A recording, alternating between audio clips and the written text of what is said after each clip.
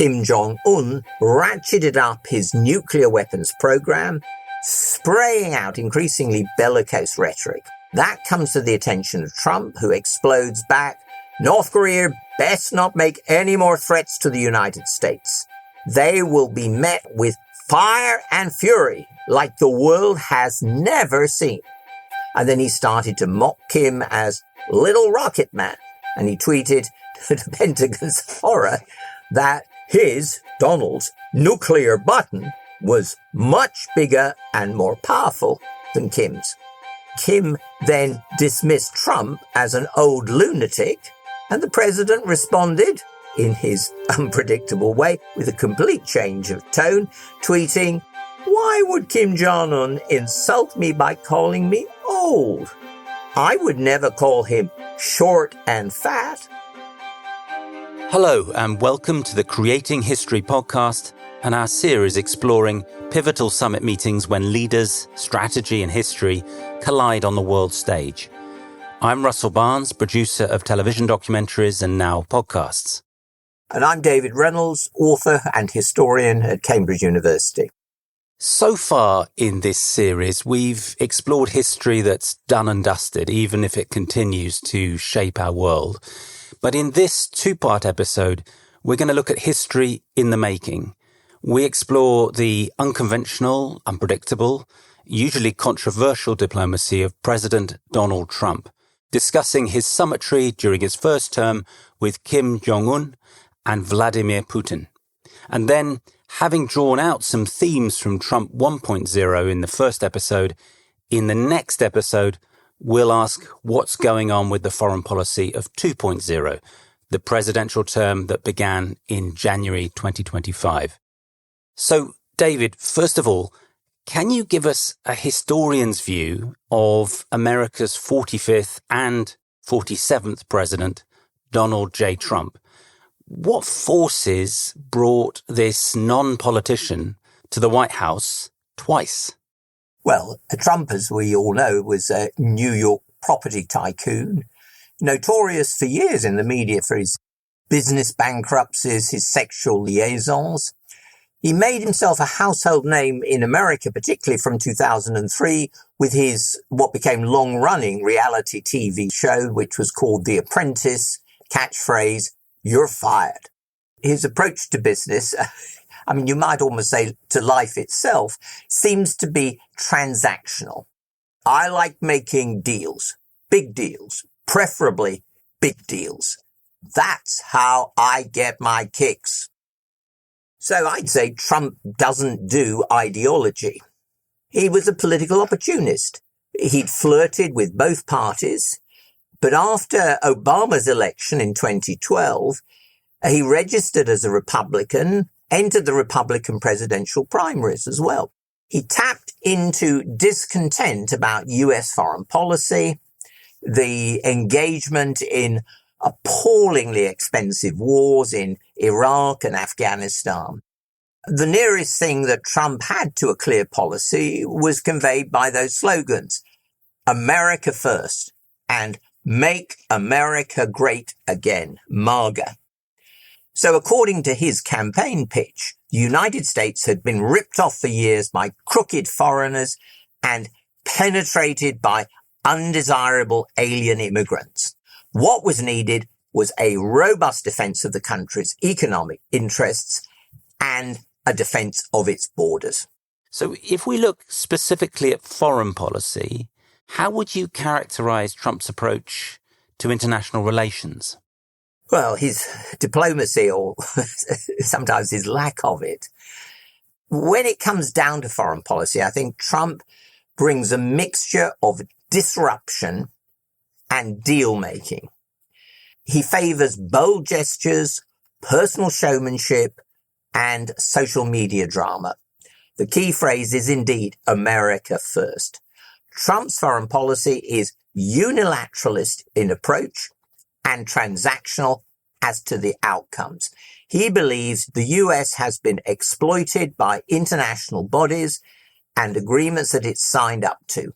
Organizations like the UN or NATO are deemed rip-offs or protection rackets.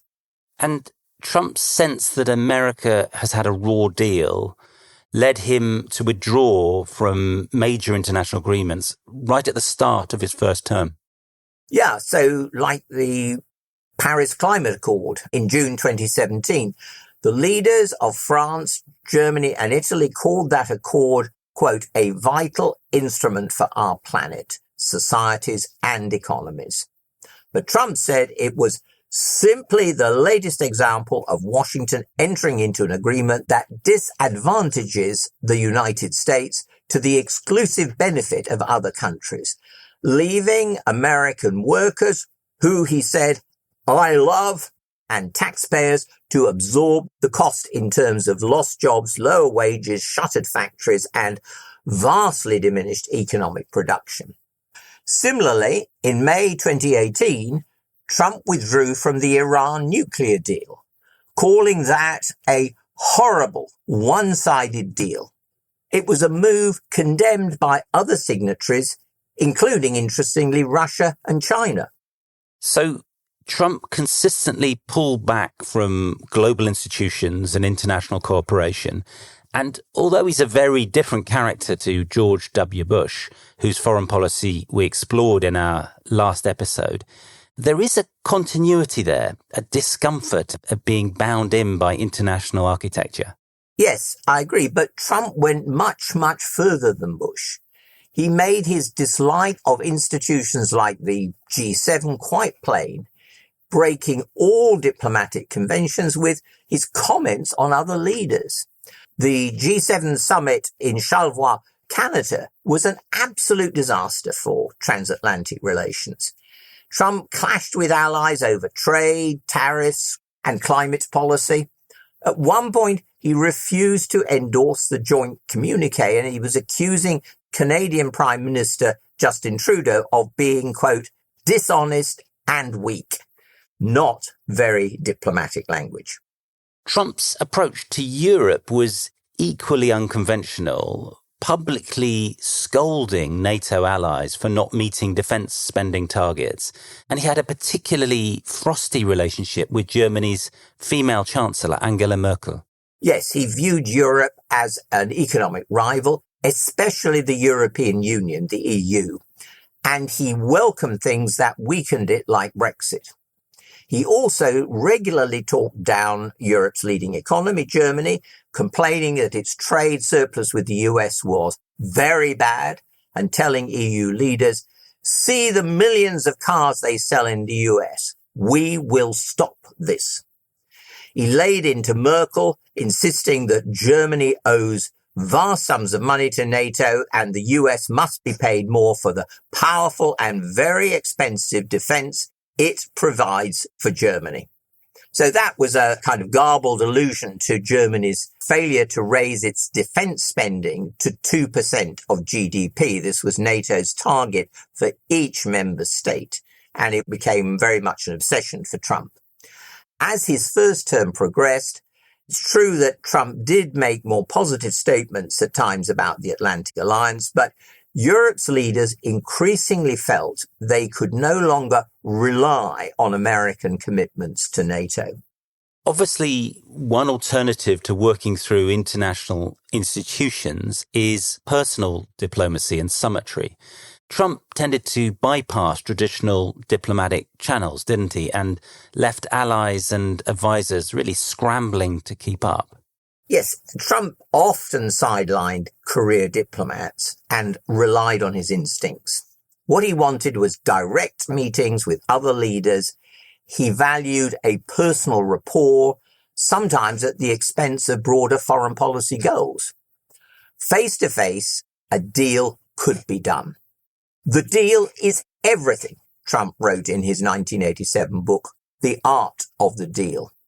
And let's stop for a moment there, because I think that word art signifies more than just artifice, maybe artistry, maybe even a touch of the aesthetic, because he says on page 1, deals are my art form. Other people paint beautifully on canvas or write wonderful poetry, but deals are my art form. And yet the notion of the deal is also rooted in the everyday. Trump argues that every interaction in life is in some way a negotiation. And that's very much an extension of his approach to business, built on one deal after another, each of which seemed a zero-sum game. In other words, I win, you lose. That's what deals are about. On the other hand, then there's always the problem that there's not complete consistency. As Trump once put it, I'm always moving. I'm moving in both directions. And that's, I think, the disruptor instinct, which we've seen in so many successful summiteers. Keep wrong-footing the other guy. That really reminds me of something Franklin Roosevelt said. He compared himself to being a juggler. People didn't quite know what one hand was doing while the other was in motion. Yeah. He could surprise people. The other parallel is with Richard Nixon's Summitry, what he called his madman theory, appearing utterly unreasonable, even dangerous, to scare his adversaries into submission. In that case, bombing Cambodia to try to force talks with North Vietnam. Do you think, similarly, there might have been, so to speak, method in Trump's madness when it came to getting deals with allies on defense spending and so on? You appear unreasonable to bring the other side to reason. Yeah, I think Trump may well have learned from Nixon, but also I think he's gone a lot further. Nixon had spent his life in politics. He was in the end a more orthodox politician, ready to compromise. And his approach to diplomacy was a bit more like positive sum game, win and win. So finding space in the détente order, the new order of international relations in the 70s for both the Soviets and the People's Republic of China, albeit within, yes, an American framework. But Trump's different. Trump came to politics late. He came from the cutthroat side of business, though of course he's capable of charm offensives. But he likes to say that real power is fear. It's all about strength. Never show weakness. When he really turns that on, the aim seems to be intimidation. Scare the other guy into caving in. Not just, as you put it, about Nixon, making him see reason. And personal diplomacy focuses a lot of power in one, in this case, unpredictable personality. Something that's always striking about Trump is how capricious he is, like a monarch. His words carry weight until he changes his mind or reverses course. And if he does so, his followers say the great leader was just bluffing with that previous line all along. So he's portrayed as a kind of master of multi-dimensional chess almost. Yes, I think in his first term, particularly, some critics said his erratic behaviour seemed redolent of medieval court politics. Former Secretary of State Henry Kissinger fumed in 2019. The entire foreign policy is based on a single unstable individual's reactions to perceptions of slights or flattery. If someone says something nice about him, they are our friend. If they say something unkind, if they don't kiss the ring, they are our enemy. And this cult of personality was very much in play with Trump's Summitry. It was an opportunity for Trump to be the focus of attention, dominate the narrative. When it comes to his Summitry, let's start with Trump's engagements with North Korea's dictator, Kim Jong-un. Their relationship was really a roller coaster of the kind of threats and flattery that Kissinger was warning about. Why did Trump bring Kim in from the cold? Yes, and you've got to remember here that it's a very long spell in the cold, right back to 1953 when the armistice was reached at the end of the Korean War, and North Korea was, from then on, isolated and heavily sanctioned on the world stage. During the Obama years, its leader, Kim Jong-un, ratcheted up his nuclear weapons program, spraying out increasingly bellicose rhetoric. In August 2017, that comes to the attention of Trump, who explodes back, North Korea best not make any more threats to the United States. They will be met with fire and fury like the world has never seen. And then he started to mock Kim as Little Rocket Man. And he tweeted to the Pentagon's horror that his, Donald's, nuclear button was much bigger and more powerful than Kim's. So in November 2017, Kim then dismissed Trump as an old lunatic, and the president responded in his unpredictable way with a complete change of tone, tweeting, "Why would Kim Jong-un insult me by calling me old? I would never call him short and fat. Oh well, I try so hard to be his friend. And maybe someday that will happen." And that extraordinary social media exchange about being old or being fat actually led to a diplomatic breakthrough. Yes, it's remarkably. It's kind of like music hall stuff. In March 2018, Trump claimed that thanks to what he called the heaviest sanctions ever imposed on a country, Kim was now ready to talk. The two men met for 38 minutes in Singapore on the 12th of June 2018. It was a meeting high on theatrics, but light on concrete agreements. Trump and Kim signed a vague statement pledging a new era of peaceful relations and the denuclearization of the Korean Peninsula. But there were no specific timelines and no mechanisms to verify progress. That didn't prevent Trump from tweeting later on, "There is no longer a nuclear threat from North Korea." But this was the first ever meeting between the leaders of the US and North Korea. And so it was a big publicity coup for Trump, a Nixon in China moment. Yes, in fact, the courtship of Kim had been fostered behind the scenes by Trump's son-in-law, Jared Kushner, in the hope of distracting the media from Trump's political problems at home. And the Singapore summit, Kushner told Trump, was indeed like Nixon going to China in 1972.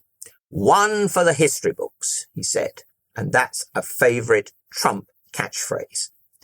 But of course, if we think back to our earlier podcast, Nixon's visit to China brought about a real shift in superpower relations. By contrast, a détente with Kim's regime would always be less meaningful on the global stage, and their agreement left core issues between the two nations, unresolved. In fact, many foreign policy analysts were incredulous that Trump had conferred the international attention that Kim craved without extracting any concessions in advance. Where was the deal in that? They wanted to know. But Trump, of course, was unabashed, and frankly, his remarks about his relationship with Kim became truly bizarre. He said, "You wrote me beautiful letters, great letters. We fell in love." But then the bromance really went sour. Yes, there's a second summit in Hanoi in February 2019. That ended abruptly when Kim made it clear that he wouldn't curtail his nuclear program until the US relaxed sanctions. Trump said of it, "Sometimes you have to walk." And then a third meeting in June 2019 at the demilitarized zone that divides North and South Korea did result in a symbolic walk for Trump into North Korean territory. But again, no substantial diplomatic progress. So the Trump-Kim encounters sound like Summitry at its most performative, high on spectacle, underwhelming on substance, a touch of the field of the cloth of gold of 1520, perhaps. Yeah, I think Trump, as a reality show star, has an acute sense of optics and of the theatrical nature of Summitry. To draw a more recent comparison with Henry VIII of England, I'd say there are some echoes of the former movie actor Ronald Reagan's appreciation of the grand gesture. Reagan went to Moscow. Trump crossed the demilitarized zone. But again, whether Trump's diplomacy with North Korea will achieve something substantive beyond the symbolism remains a very open question. Trump, though, clearly felt he was robbed of the Nobel Peace Prize for this and other efforts. Yes, he complained in September 2019, I think I'm going to get a Nobel Prize for a lot of things if they gave it out fairly, which they don't. A dirty deal, in other words. This week on True Criminals, Fugitives. There's no way in my mind my dad could have been a bad guy, so... What did your mum tell you? Well, first of all, my dad came into my room because I looked out of the window wondering what was going on, and I heard someone shout, "There he is," and I looked down and there was a lot of police outside my bedroom window. There was a lot of journalists and taking pictures, and I thought, what is going on? This is most unusual. Then my dad walked in with Tommy Butler, and he just said, "Look, son, I'm sorry to have to tell you this, but Daddy's been a very naughty boy." Join Sky News crime correspondent Martin Brunt and journalist Helen Fospero on True Criminals, a weekly deep dive into the cases that shook the world, with insights so shocking they still haunt our imagination today. This is True Criminals. You know him as a British bulldog and World War II hero, but who was the real Winston Churchill? New history podcast Creating Churchill explores the man behind the myth, how Churchill's life and legacy were shaped by relationships with tricky allies like Roosevelt and Stalin, enemies including Hitler and Gandhi, and his wife and most devoted critic, Clemmy. With fresh psychological insight and untold stories, Creating Churchill, available now on your favourite podcast app. So let's turn to Trump's other push with Summitry, and that's with Russia and Vladimir Putin. And that's a really enigmatic relationship. You can trace a real contrast, I think, between Trump's prickly attitude towards America's traditional allies and a professed respect for Vladimir Putin, who's leader of his country's historic Cold War foe. Yeah, look, Trump respects people with power, and he despises those who seem weak. Almost by definition, allies seem weaklings. They're people who can't stand on their own 2 feet. So that's basic, I think.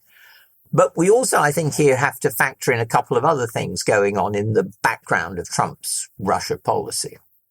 Since the 1980s, Trump had been wheeler-dealing to get into the Russian market for luxury property development.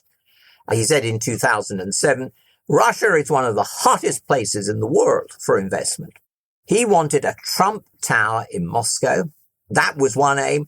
And then in 2013, he brought the Miss Universe pageant, which he then co-owned, to the Russian capital itself, hoping this would serve as the springboard to make that deal to build a Moscow Trump Tower.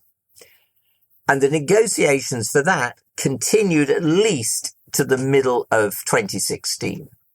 But then in July 2016, the FBI began a secret investigation of Russian cyber attempts to interfere in the US presidential election campaign. And they also investigated the apparent involvement of some Trump aides in that whole business.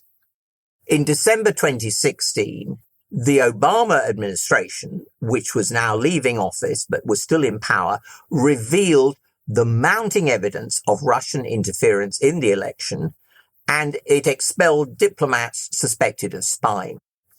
The investigation became politically toxic in February 2017 after Trump had been inaugurated, when his national security advisor, retired General Mike Flynn, was forced to resign after having lied to Vice President Mike Pence concerning his discussions with the Russian ambassador about relaxing sanctions. In May, Trump retaliated. He sacked the head of the FBI, but the Deputy Attorney General appointed a special counsel, Robert Mueller, to pursue the investigation. Trump called Mueller's inquiry a witch hunt, and it was a constant background issue throughout his presidency. But the Mueller inquiry didn't seem to impact his relationship with Putin. No, that's true. Trump went ahead. He held a first formal summit with the Russian leader in Helsinki in July 2018. Before the meeting, the president brushed aside all attempts to receive briefings or talking points. He also refused to have any advisors in the room apart from his interpreter. The last time this had happened in a Big Two summit was Vienna 1961, when, as we discussed in an earlier episode, Kennedy got bogged down in a disastrous shouting match with Nikita Khrushchev. So what happened this time? Well, Trump and Putin talked for nearly 2 hours. They then held a joint news conference.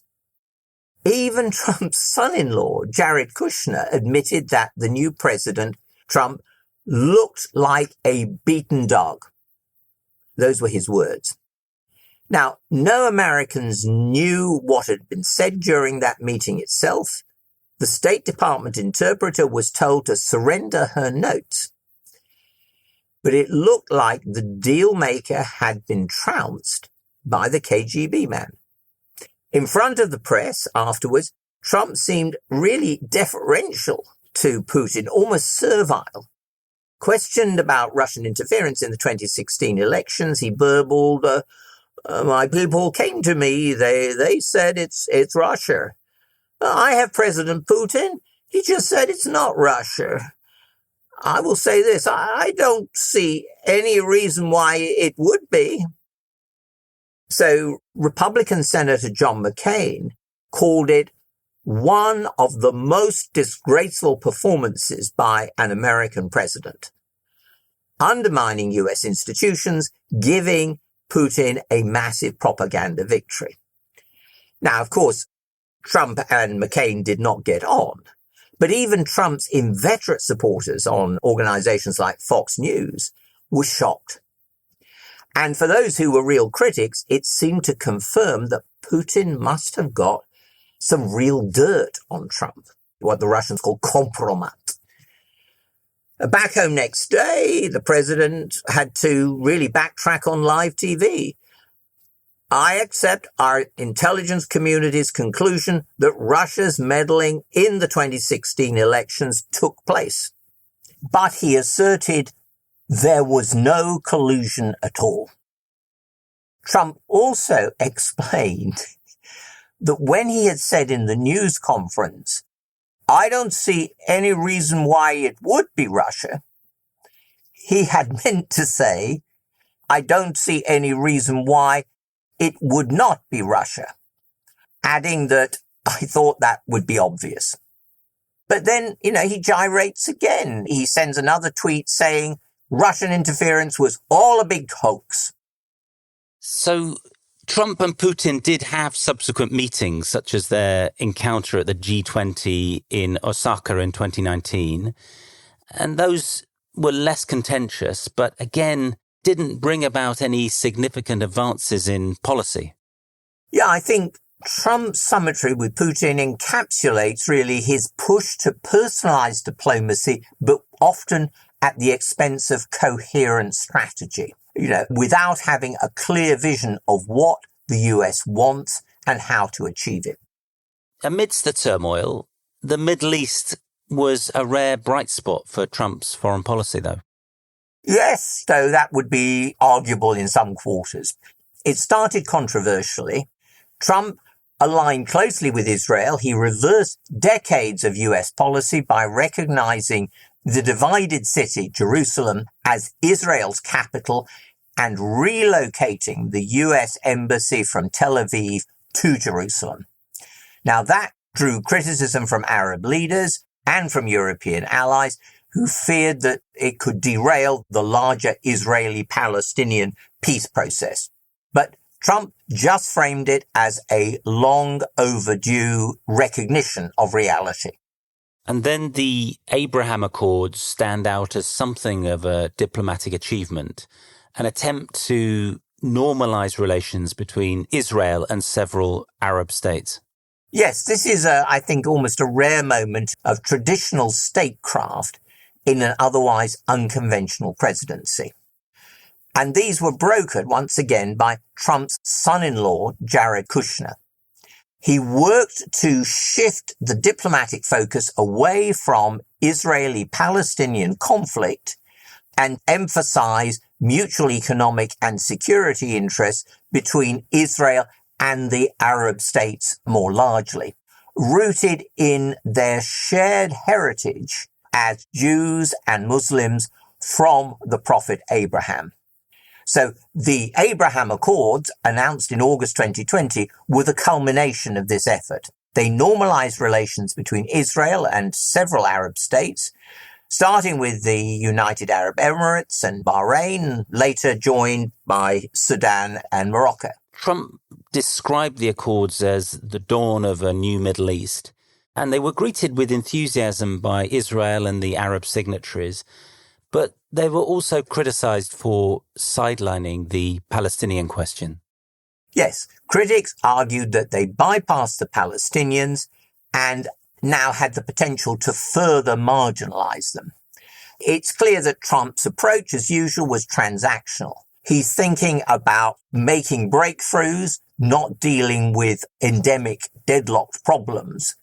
And he's looking for incentives like weapon sales and diplomatic recognition to offer the Arab states in exchange for normalization with Israel. But there's no doubt that these agreements mark a shift in Middle Eastern diplomacy. And they did foster greater cooperation amongst the states involved and form something of a counter to Iranian influence. Containment of Iran seems to have been a key foreign policy goal for Trump 1.0. Yes, he took a consistently hard line against Iran. And as we mentioned already, he withdrew from the 2015 nuclear deal and reimposed sanctions early in his first term. And what was called this maximum pressure campaign aimed to isolate Iran internationally and force it back to the negotiating table.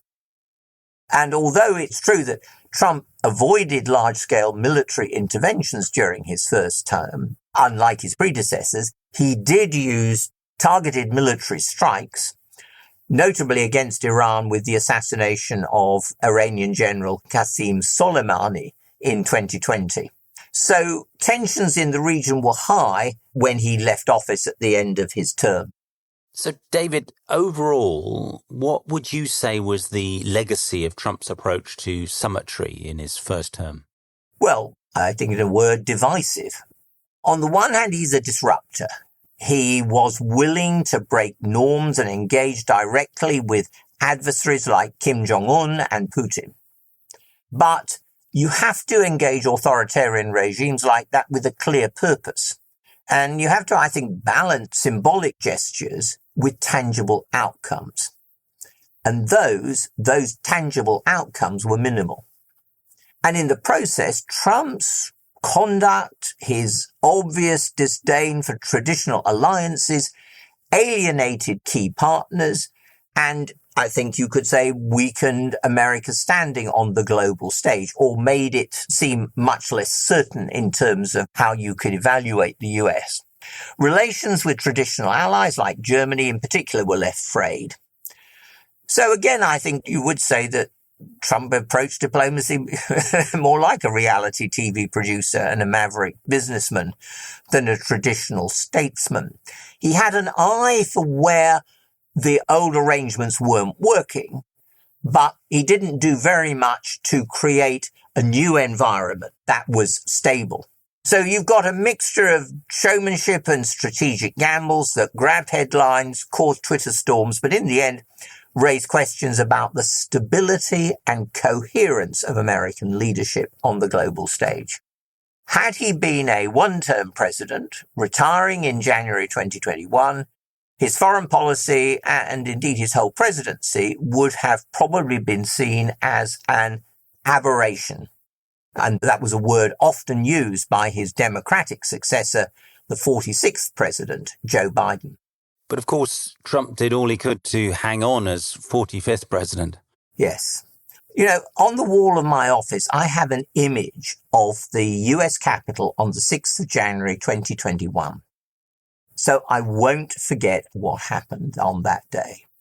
And I look at that image, most mornings before scanning the day's news to find out what the 47th President of the United States has been up to. So what's the significance of this numbers game? 45th, 46th, 47th. Let's put it like this. Trump can now reckon on having 2 terms in the White House.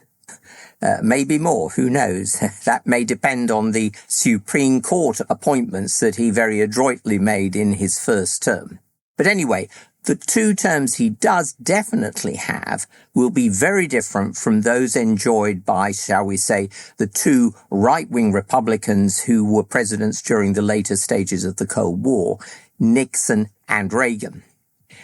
Let's remember a first term has often been used by American presidents to make sure their second term. In other words, to win re-election. Richard Nixon managed that in 1972. And during that year, he also achieved significant resets in US relations with China and Russia. We've talked about that in the earlier podcast we did called Nixon Dances. But the ruthless way Nixon won his re-election, especially the Watergate cover-up, poisoned his second term and eventually forced him to resign.